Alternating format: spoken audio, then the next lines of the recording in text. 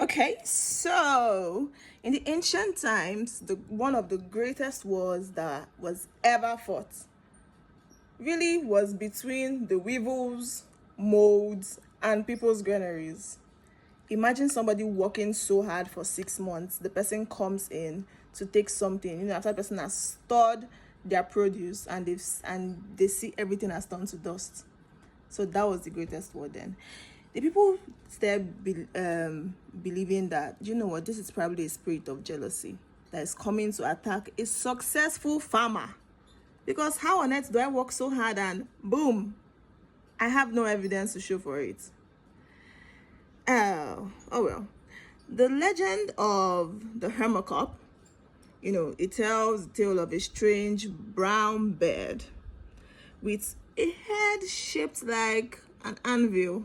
Okay. While other birds built small, flimsy nests, the Hammercop built a massive forest of mud, sticks, grass, and other things.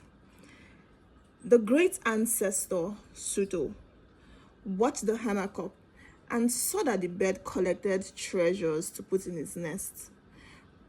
Bits of bright stones, shiny bark, and specific herbs. So Suto, very humble, he climbed the tree and asked the bird king,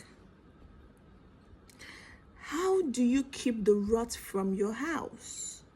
How do you keep the thieves from your children?" The Hammercop replied, "A house without a shield is just a pile of food. You build your granaries of wood and straw, but you forget to lock the spirit gate. If you want your grain to sleep safely, you must build a nest, not a box." Soto thought to himself. He was thinking. So, to protect the granary, the farmers had to imitate the architecture of the bed. Before the first basket of grain was poured into the granary, the farmer would collect 12 smooth stones from a running river.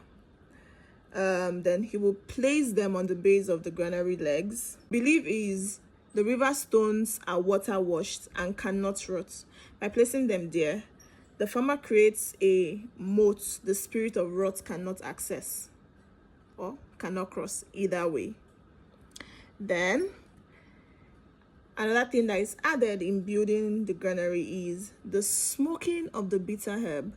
The farmer would burn leaves of aloe, that's like aloe vera, and wild chili inside the empty granary. So he does it he will seal the door. How he does this is he seals the door until the smoke has, seeped every single layer, through every crack of the woven wood. It's believed that the bitter smoke, now the smoke was believed to be bitter, it's believed that the bitter smoke was the breath of the Hammercop, and it blinded the eyes of the weevils and made the spirits of the grain invincible to the thieves. You see? Lastly, just like the Hammercop puts a treasure in its net to confuse predators, the farmers will hide a single piece of white quartz or polished metal at the very top of the grain pile, because it was believed that it was the eye of the god, and any spirit of hunger that tried to enter would see its own reflection in the shining object and flee in fear. But that's not all. This process wasn't just, oh, do you know what, let's just build a granary. There was a ritual done, a chant that was sung, and I'll say, so as the farmer sealed the granary door with the thick plaster of mud and cow dung, he would strike the wall with a wooden staff and chant, Nest of the Indilagundu be the wall. 12 stones of the river be the floor. I have smoked the air with the fire of the sun.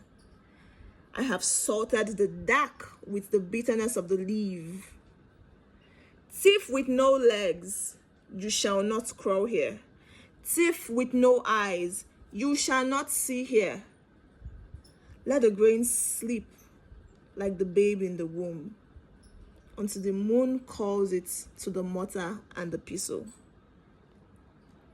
That was the chant that was done. An important thing to note is about the Angolan, in many Angolan villages I also believe it has to do with how the hammer cup helped them protect their granary. So it's strictly forbidden, based on what I read, it's strictly forbidden to kill a hammer cup or disturb its nest. It was believed that if a hammer cup nest was destroyed, every granary in the village will lose its shield and harvest will turn to ash by the next full moon. So the bird is tagged the spirits. The bird was the spirit architect of agricultural survival in the ancient Angolan tribe or villages. Now I'm curious, has anybody actually just tried, maybe you just tried to visit the nest? Let's see if your grains were scattered. Just saying that, just joking. But have you heard of this tale? How true is it? Is it still practiced in your tribe or your village? Is it still practiced in your town? How well do you know about this? Let me know. I am curious. I want to know, to confirm this information, if it's actually true. For now, bye. Check out.